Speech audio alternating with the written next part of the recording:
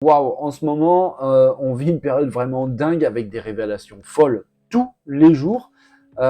C'est vrai que ce procès vraiment incroyable entre la FTC, qui est l'autorité de régulation américaine, qui fait face à Microsoft, à Xbox, dévoile, révèle énormément de choses, toutes plus croustillantes les unes que les autres, des mails, des documents qui, sans cette affaire, n'auraient jamais vu le jour devant nos yeux, on n'aurait jamais eu accès à ce genre d'informations qui sont de l'ordre du secret défense, hein, presque, avec des révélations vraiment chocs pour certaines, dont celle dont on va parler maintenant, les amis. Mais c'est vrai que c'est une période très spéciale qui nous permet à nous de nous faire une petite idée un peu plus précise du monde du jeu vidéo qui, outre le gaming pur, il y a aussi le côté business, vraiment, qui est un domaine dont on ne connaît pas vraiment très très bien. Et là, avec ça, on se fait une idée et franchement, c'est plutôt croustillant. Les amis, bonjour à tous, bienvenue sur votre chaîne de News Gaming, cette fois-ci pour un épisode un peu spécial, vraiment de news pure, concernant donc ce procès entre Xbox et la FTC qui cristallise énormément de choses. Alors évidemment, hein, c'est concernant l'affaire du rachat d'Activision Blizzard King par Xbox, et c'est vrai que ce procès, vraiment gigantesque, dévoile beaucoup de choses. Alors j'espère que vous êtes bien installés, parce qu'il y a des infos assez croustillantes, notamment l'intérêt hallucinant d'Xbox sur un nombre incroyable d'équipes de développement, de studios de développement, d'éditeurs, From Software, Asobo, Sega. Ouais, ça commence à faire beaucoup. Eh bien les amis, on en parle ensemble dans cette vidéo. Allez, c'est parti.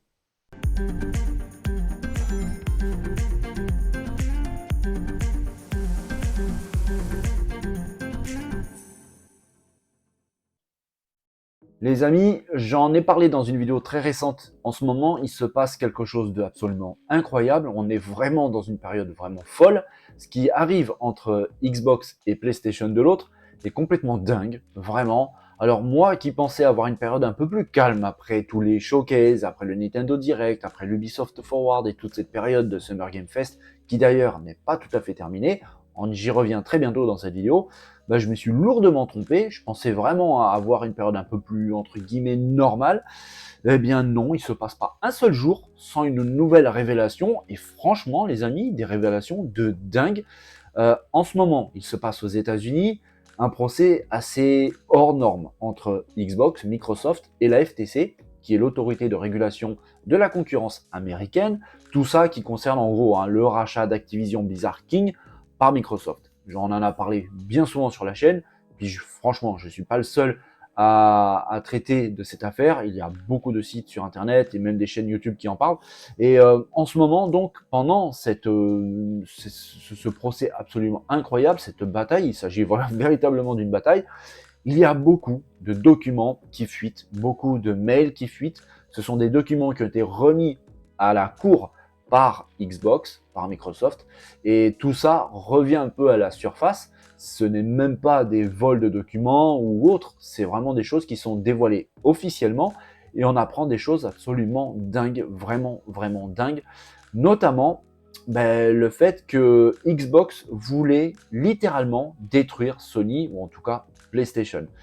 Et le mail qui a été envoyé il y a déjà un petit moment, c'était en 2019, je vous ai parlé de cette personne. Il s'agit de Matt Booty, qui n'est autre que le directeur des studios Xbox Games. On a parlé de lui très récemment pendant le Xbox Showcase, la Summer Game Fest. Il a dévoilé beaucoup de choses, il a parlé de beaucoup de choses pendant cette période faste au niveau gaming. Et là, on voit ce mail qui a été donc dévoilé par la cour américaine.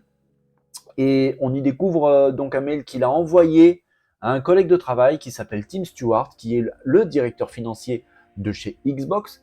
Et ils sont en train de parler ensemble concernant le futur de Xbox et de la concurrence vis-à-vis surtout de PlayStation. Et si on s'attarde à la toute première phrase, je vous la traduis tout de suite, il est dit, et c'est franchement presque terrifiant, nous, Microsoft, sommes dans une position tout à fait unique de pouvoir dépenser jusqu'à pousser Sony à la faillite. C'est aussi simple que ça. Microsoft, ou en tout cas l'idée même dans l'esprit de Matt Booty, était de utiliser la puissance financière colossale de Microsoft pour pouvoir dépenser, j'ai envie de dire presque sans compter, et pour ainsi pousser à Sony à faire plus ou moins la même chose et à les pousser à la faillite. C'est aussi bête que ça.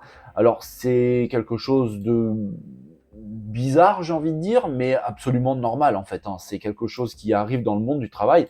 Quand une compagnie est en guerre, entre guillemets, face à un concurrent, ben, le plus puissant utilise tous les moyens qu'il a, et là, en l'occurrence, ben, c'est l'argent, pour pouvoir pousser l'autre à investir, à innover, surtout à dépenser, et le pousser à la faillite. Là, c'est ce que Matt Booty avait dans la tête, dans l'esprit, et on le voit clairement, c'est clairement notifié dans son mail, c'est noir sur blanc, on peut pas dire que c'est une rumeur ou quoi que ce soit, c'est absolument officiel. Et il a même été plus loin dans le mail en disant que l'entreprise pourrait regarder en arrière 10 ans plus tard et se dire qu'elle a bien fait de dépenser 2 ou 3 milliards par-ci par-là pour toujours garder une longueur d'avance sur la concurrence et ainsi éviter à Sony de devenir le Disney du jeu vidéo. Ça aussi, c'est écrit dans le mail, c'est complètement fou, c'est complètement dingue. On voit dans le mail aussi que Matt Booty a eu des mots concernant Google, Google, Amazon et Tencent, comme quoi il était très difficile, voire quasiment impossible aujourd'hui de faire un service de streaming à grande échelle. C'était quelque chose qui était beaucoup trop difficile à mettre en place. Et en tout cas, on comprend qu'il a commencé à avoir des news concernant le futur gros bid de Stadia de Google. On en a parlé d'ailleurs hier dans la vidéo où j'avais dévoilé quelque chose concernant YouTube Playable qui arrive et qui est en travaux un petit peu, en tout cas en test dans les studios de Google et de YouTube.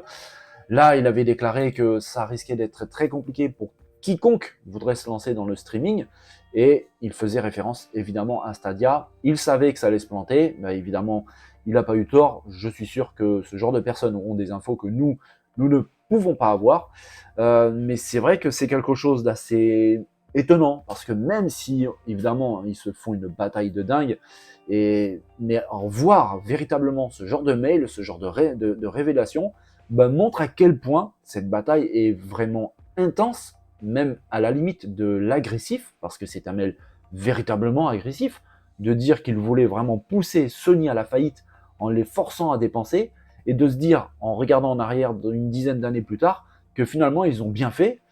C'est quand même chaud. Alors, quand on entend parler Phil Spencer, le boss de Xbox, avec ses jolies paroles, comme quoi ils veulent diffuser le plus de jeux possible au plus grand nombre possible, que tout va bien entre les concurrents, que c'est une concurrence saine, finalement, quand on découvre ce genre de document, où là, il s'agit d'un mail officiel, c'est pas si sain que ça. Je me souviens même d'ailleurs une image qui avait marqué énormément, c'était à l'époque de l'E3 et d'autres salons, il y avait le boss de Nintendo of America, il y avait le boss de Xbox, il y avait Jim Ryan, le boss de PlayStation, tous les trois ensemble sur scène, main dans la main presque, en déclarant que tout allait bien entre eux et que ce qu'ils voulaient, c'était le bonheur des joueurs, des gamers, des fans.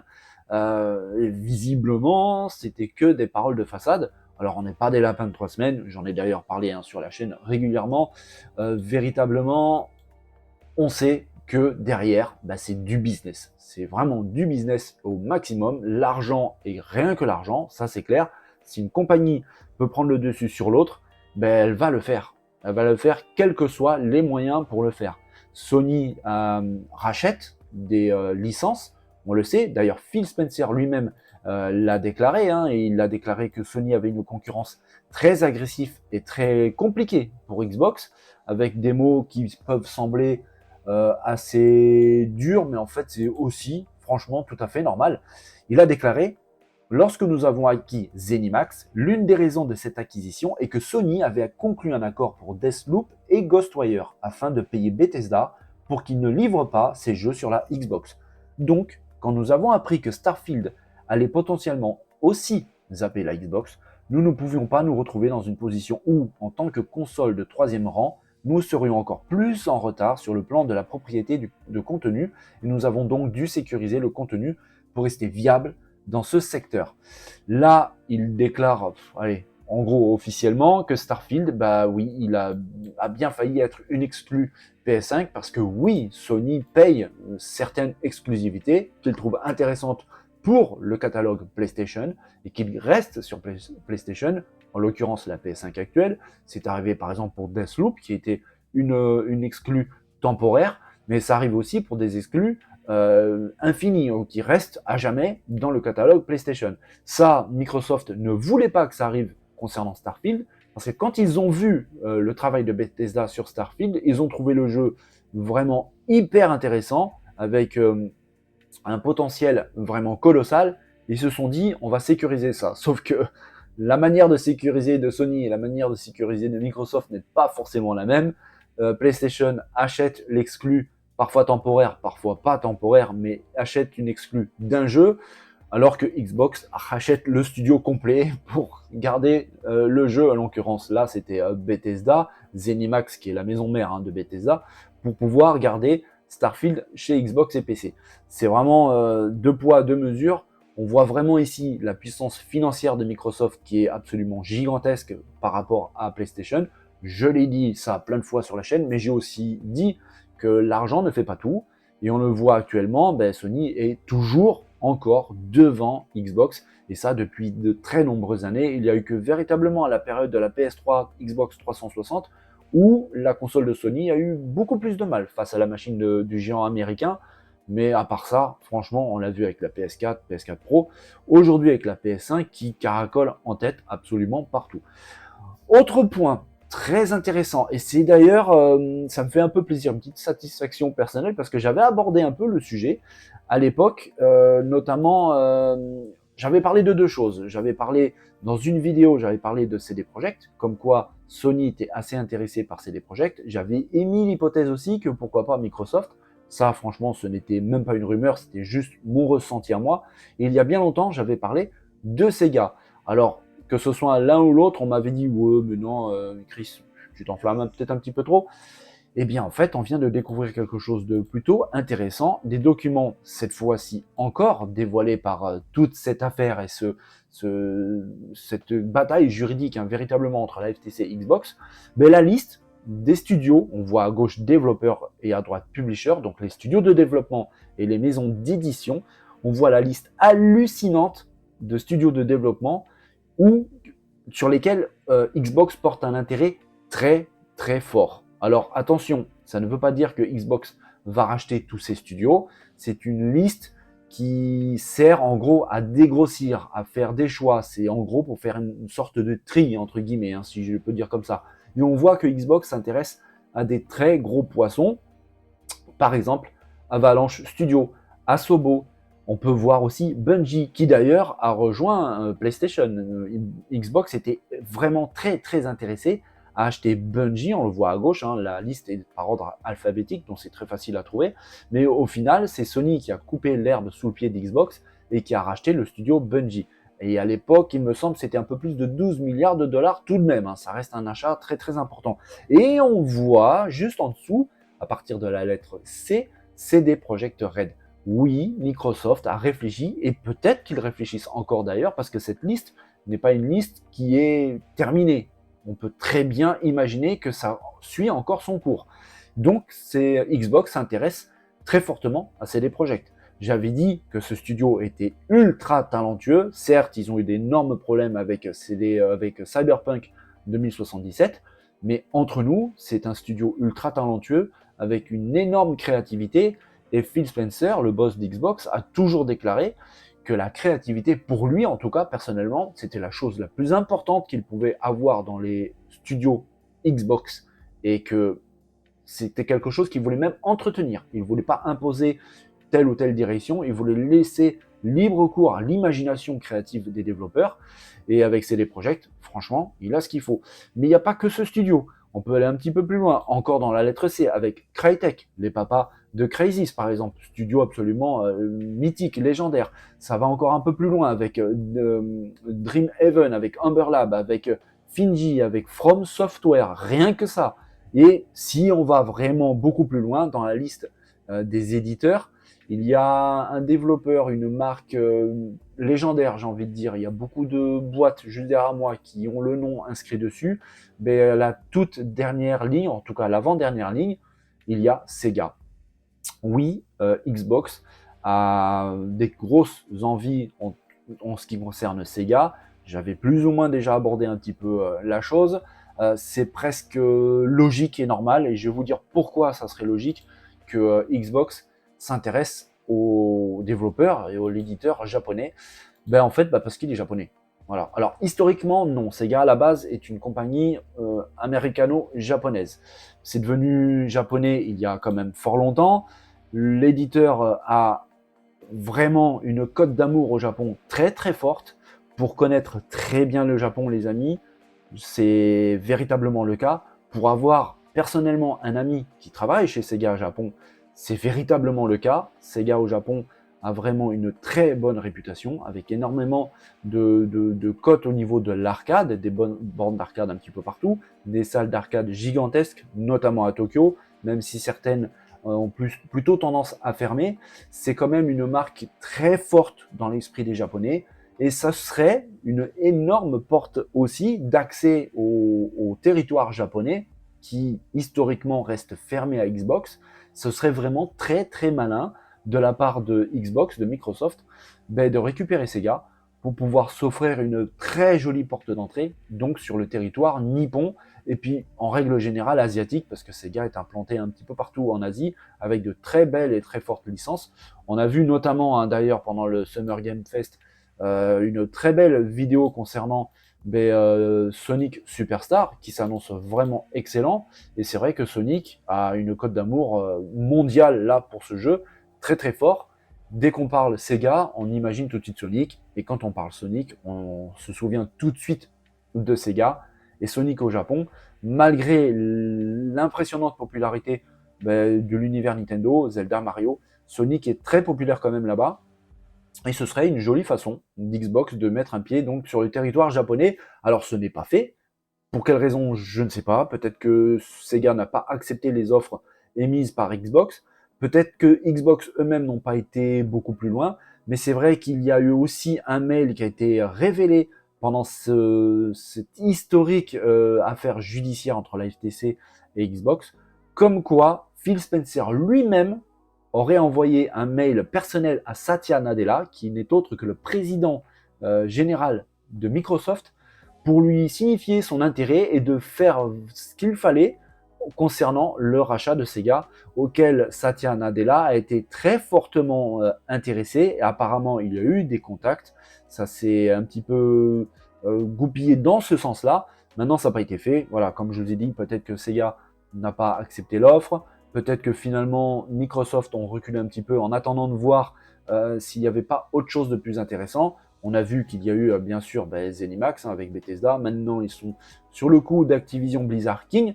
Mais ça prouve véritablement que Microsoft ne s'arrête pas en si bon chemin, qu'il continue. Il s'intéresse à beaucoup de studios. La liste est vraiment énorme. Alors, je vous le dis, je vous le répète, ça ne veut pas dire qu'ils vont racheter tout le monde. Ça, c'est clair et net. Mais ça donne vraiment la direction qu'ils s'intéressent à telle ou telle société. Ils ont même fait des listes concernant le nom de la société, le nombre d'employés, les jeux qu'ils traitent, et puis les performances, les avantages, les qualités de tel ou tel studio. Ils ont été vraiment très très loin dans leur démarche. Et entre nous, ce ne sont pas les seuls à faire ça. C'est sûr et certain que Sony, par exemple, fait exactement la même chose, peut-être dans une moindre mesure. J'en ai parlé, Microsoft a une puissance financière beaucoup plus élevée, mais n'empêche que c'est sûr et certain que Sony fait pareil. Bref, les amis, cette période est complètement folle. Si on devait vraiment avoir toutes ces infos, il aurait fallu faire un travail de dingue, véritablement, et franchement, on n'aurait pas eu. Parce que là, on est dans l'ordre presque du secret défense, avec des mails personnels qui sont dévoilés. J'en suis sûr et certain qu'on va en apprendre encore plus. C'est vrai que ça fait un petit peu froid dans le dos, toutes ces déclarations. Le fait que Microsoft, en tout cas Xbox, a essayé véritablement de tuer Sony, les pousser à la faillite. Faut pas croire, mais Sony pense la même chose. La manière de le présenter est différente, parce que Phil Spencer fait un peu le gentil quand on le voit arriver dans ses déclarations et tout ça. Par contre, quand on lit les mails, c'est un petit peu différent, bien que là, le mail, il s'agit de le mail de Matt Booty, mais enfin bon, c'est à peu près pareil. Alors que Jim Ryan, lui, il dit clairement ce que d'autres pensent tout bas. On cite notamment souvent Jim Ryan avec des prises de position, des prises de parole qui peuvent sembler un peu trop agressives, un peu bizarres, un peu décalées. Ça fait pas très sérieux vis-à-vis d'un tel président, d'une telle entreprise. Mais en gros, il parle avec toute franchise, il prend pas de pincettes. Est-ce que c'est mieux ou est-ce que c'est moins bien? Je n'en sais rien. Et franchement, je suis pas là pour dire telle ou telle entreprise est meilleure. Ce sont des faits, simplement des faits. Ça fait un peu sourire, ça peut faire un petit peu peur. Mais en tout cas, c'est absolument passionnant, c'est vraiment dingue ce qui arrive et je suis sûr, avec ce rachat d'Activision Blizzard King et cette affaire donc juridique en cours, on n'est pas prêt de voir la fin de tout ça. Bon, eh bien, c'est chaud, on va dire, hein, c'est vraiment chaud, toutes ces news, toutes ces choses dont on apprend qu'on n'aurait jamais pu avoir accès sans cette affaire, sans ce procès. C'est véritablement vraiment très intéressant. Ça nous permet un petit peu de voir le fonctionnement de ça. Ça reste assez obscur en temps normal. Là, ça saute aux yeux avec des révélations fracassantes, des mails, tout écrit noir sur blanc. C'est pas des rumeurs, c'est pas des bruits de couloir, c'est vraiment des choses véritablement officielles. Et ouais, c'est vraiment très intéressant. Les amis, j'ai vraiment adoré préparer cette vidéo assez différente des celles habituelles. Mais j'ai adoré aussi vous partager tout ça. Bah, j'espère que vous avez aimé cette vidéo. Si c'est le cas, bah, vous connaissez les pouces, les partages, puis aussi de rejoindre l'aventure si le cœur vous en dit. En tout cas, je vous souhaite à tous une belle et bonne journée. Et puis, bah, je vous dis à très bientôt pour une nouvelle vidéo, cette fois-ci, on va dire normale de News Gaming, les amis. Je vous souhaite à tous une bonne journée. Allez, bye bye. Thank you.